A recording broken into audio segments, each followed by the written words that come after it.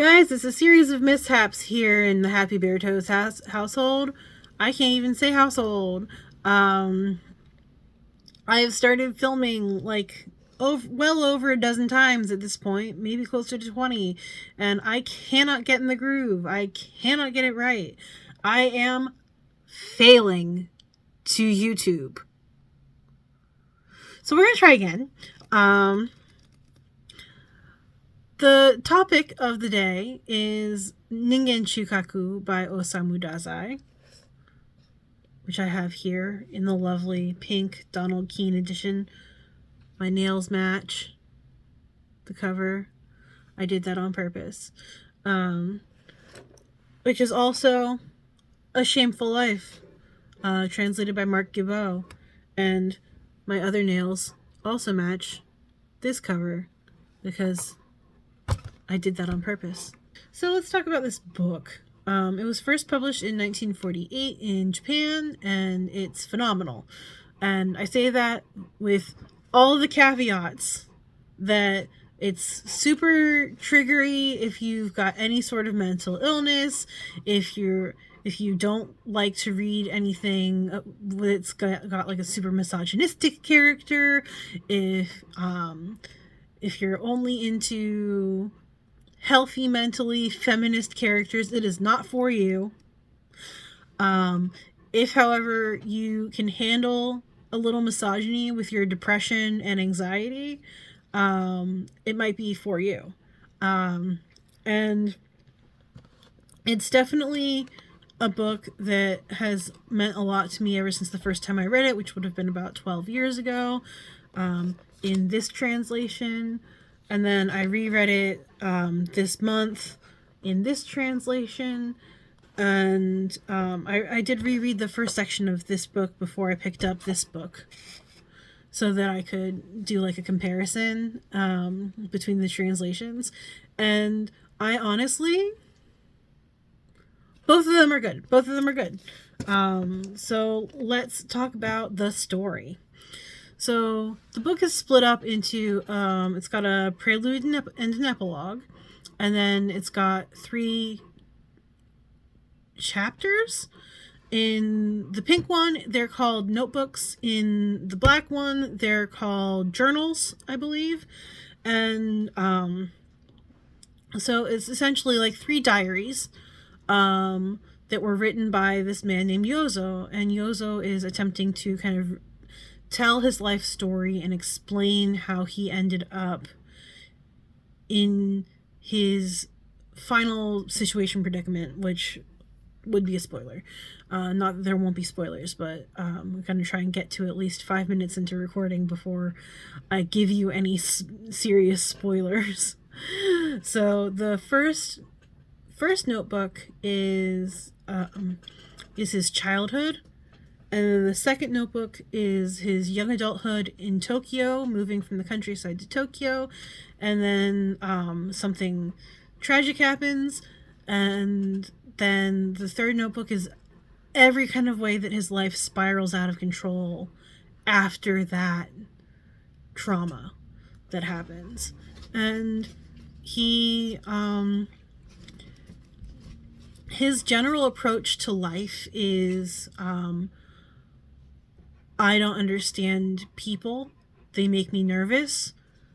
So in order to make people like me so that I don't get into any trouble with anybody, which confuses me, I'm going to be the class clown.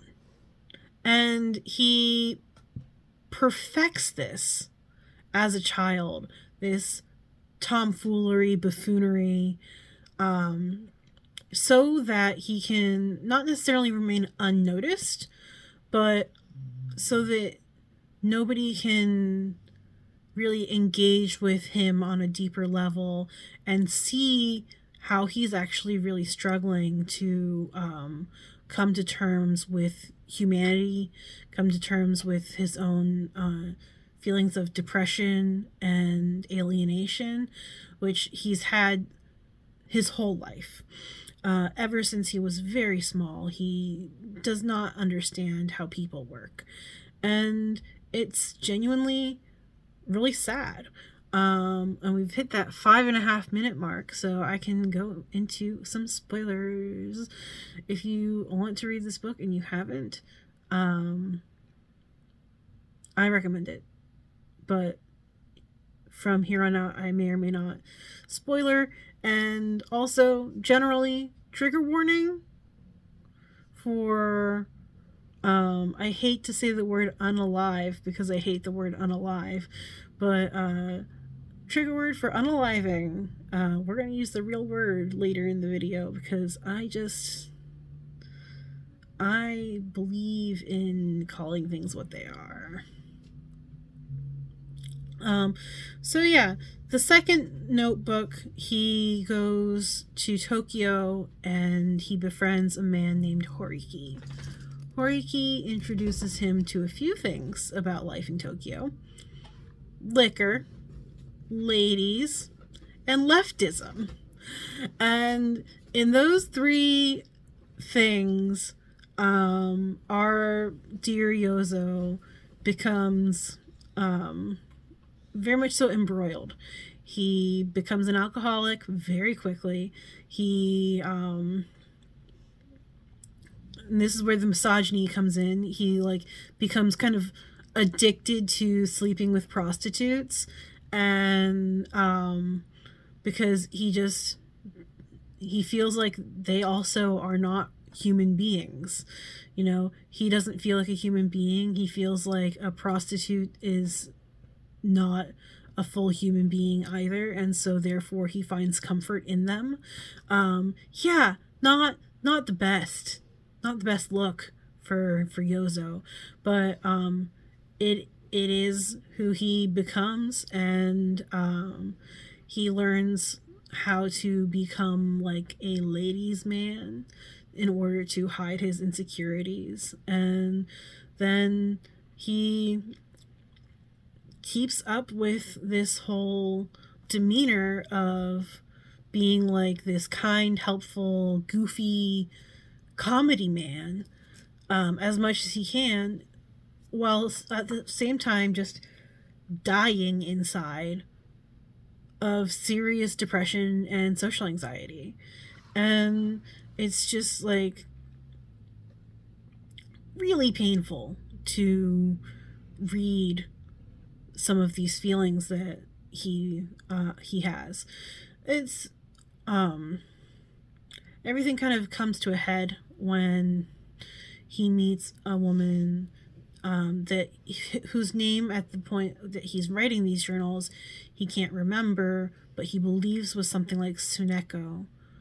When he meets Tsuneko, she works at a bar and she gives him his drinks for free, and she sees through him like that because she is also severely depressed, and she recognizes it in him, and they make a plan to commit suicide together.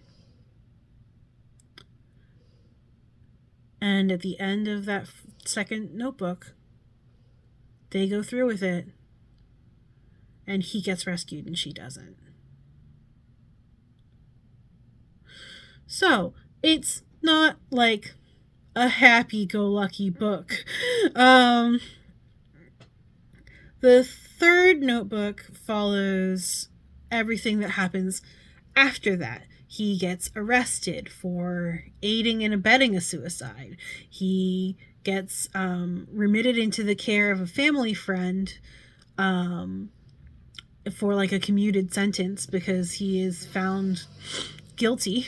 And instead of having mental health services, we're just going to make you a criminal. But that's, the book is set primarily in the 1930s, and it came out in 1948 in Japan. So I have no idea what mental health services would have looked like back then. Probably a lot like what we see in the book, which is not great. Not great. And so he eventually runs away from the family friend, and lives with a woman and her daughter for a while, for like it seems like a couple of years even, and then he runs away from her, takes up with another woman, who, through that second woman that he lives with, he describes himself as like a kept man. He meets a girl that's much younger than him, but like very genuine and very naive, and he falls in love with her. He promises to give up drinking, promises to be helpful and healthy, and he really struggles to give up drinking, and eventually he takes to morphine to quit drinking, and then becomes addicted to morphine. Because that's just what happens when you start taking morphine. Without like any kind of regulation, and it just, things kind of like go crazy. One night he's on the roof of his building with Horiki, they're drinking. Horiki goes to leave and sees Yozo's partner, wife, woman, lady friend, however you want to describe her. He calls her his common law wife in the Gibbo translation. I don't remember what term he uses in the Keen, but sees her sleeping with another man.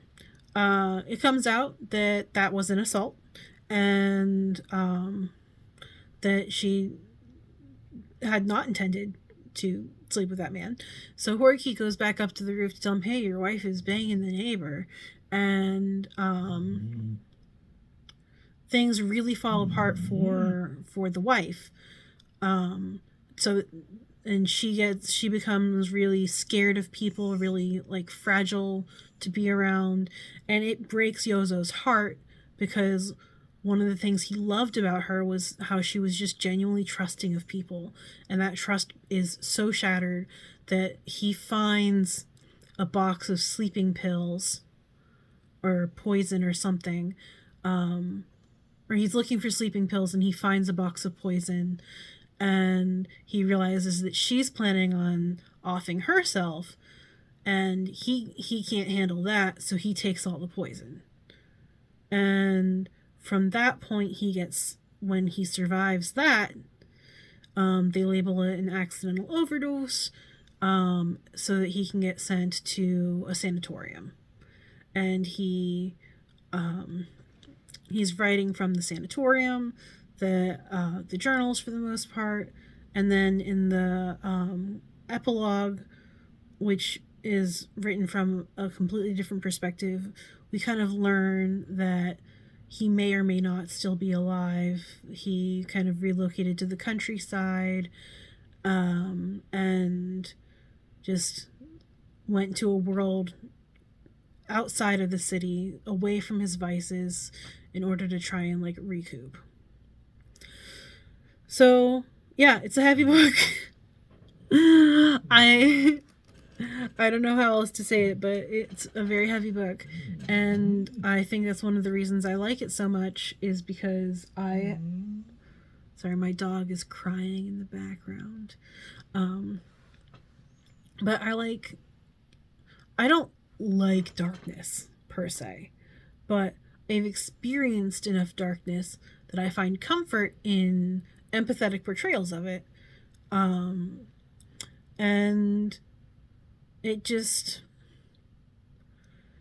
I feel resonance with Yozo. Not like a filthy, philandering misogynist by any stretch of the imagination, but the way he feels about humans, humanity, and what it means to be part of society, like his sense of alienation and isolation, I find it very familiar. And I think that a lot of people do find it very familiar, which is why the book continues to be read, why it continues to be regarded so highly as a classic. And I love it. So, that being said, let's talk about the translation. This book. When I started this channel, I started with a video on the setting sun. And I said in that video that it needed a new translation. I think I also said in that video that this book didn't need a new translation. So then why does this translation exist? And I've got some theories. And I really appreciate that both books exist, because we needed to have it in English and we needed to have it again. We needed to have a fresh take on it. Retranslation is as important as the initial translation sometimes. And I honestly couldn't tell you off the top of my head. I'm getting a phone call. Hold on.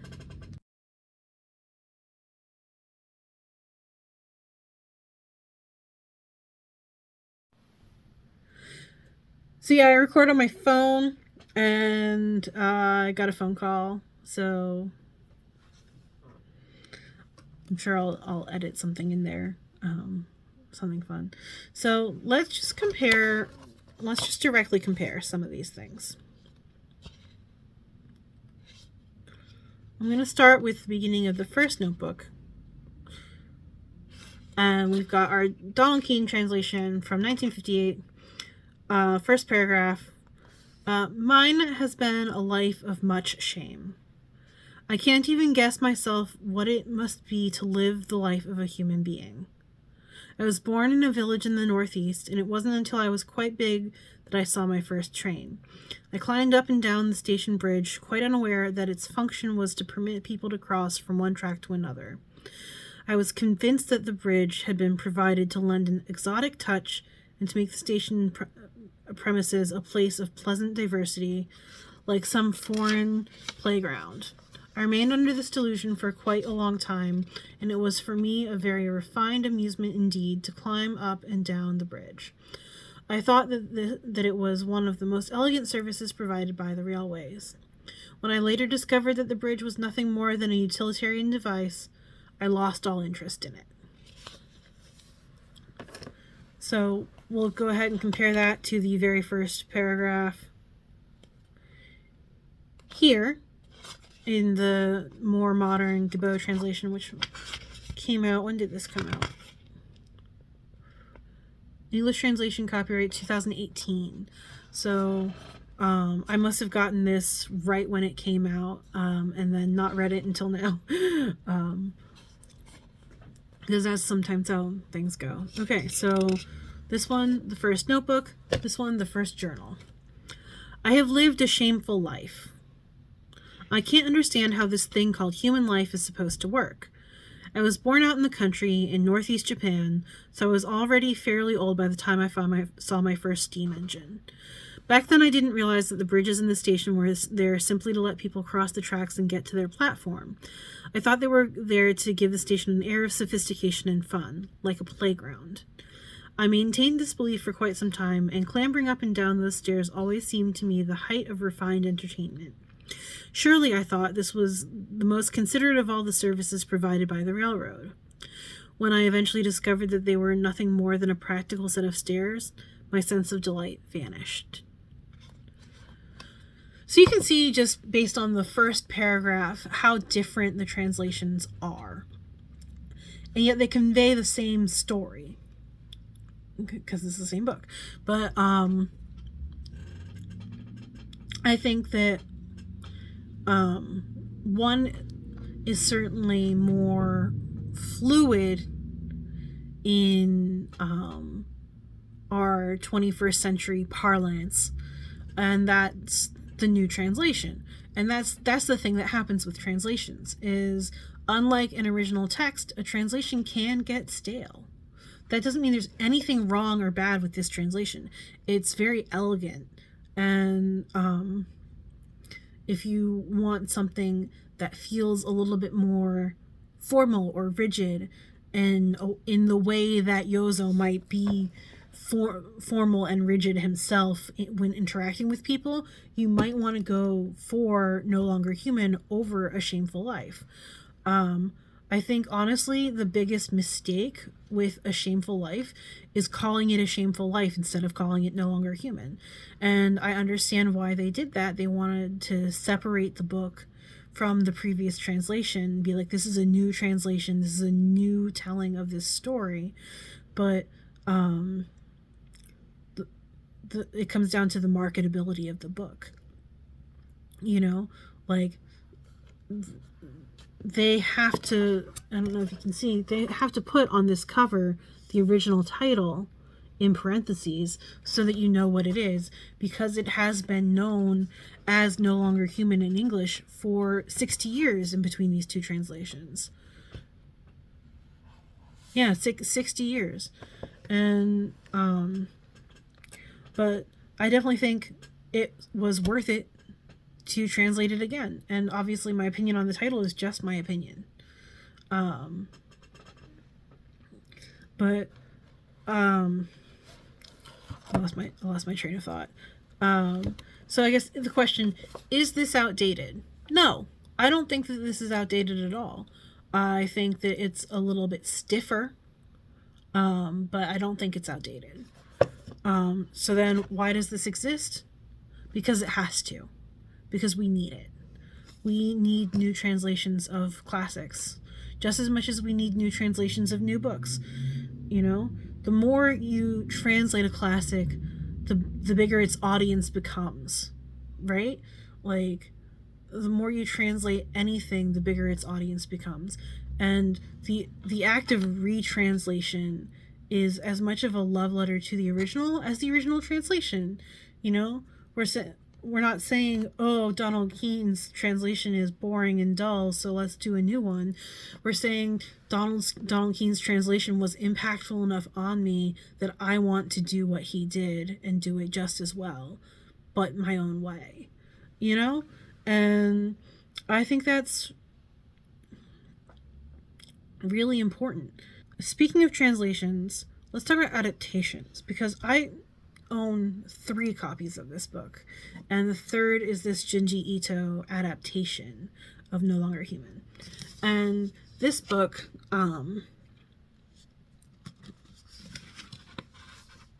tells the story in graphic novel form. You know, we've got, and it's huge. It's absolutely huge.